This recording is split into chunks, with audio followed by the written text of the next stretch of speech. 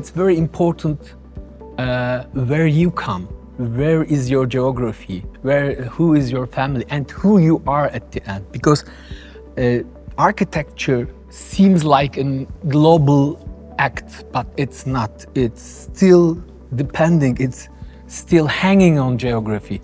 So I think the first point is the geography is very important, and the second point is the persona, who you are. So this mixture makes what you make.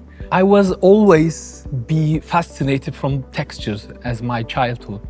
So I like textures, small things, details. I liked always drawing something, imagine, because it's you know, drawing something, thinking about which is not behind you is kind of language, like you're speaking. This language is fascinating me always. Also the textures, I mean, not just the materials, but also in deepness, the feeling of the textures and the places. In high school, I had just the idea to be an architect, nothing else. So I became an architect. Our office is in Istanbul. We are since 20 years in Istanbul. We have a small office in Bosphorus, it's a nice one.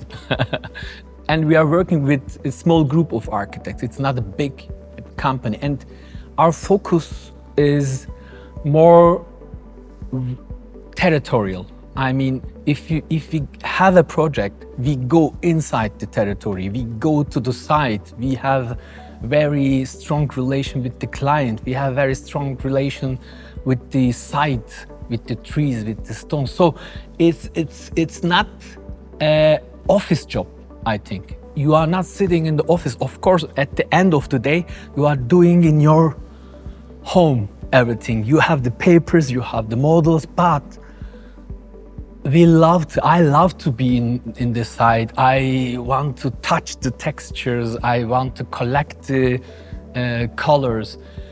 So I think the best architecture comes from the site. The site is the biggest architect for me. Another thing, our office name is Yalın. That means in English simple, lean, or maybe in German it's a better word, schlicht. For us, it's a paradoxal name. I mean, it's nearly impossible to be Yalın for us because what we are doing is very complex.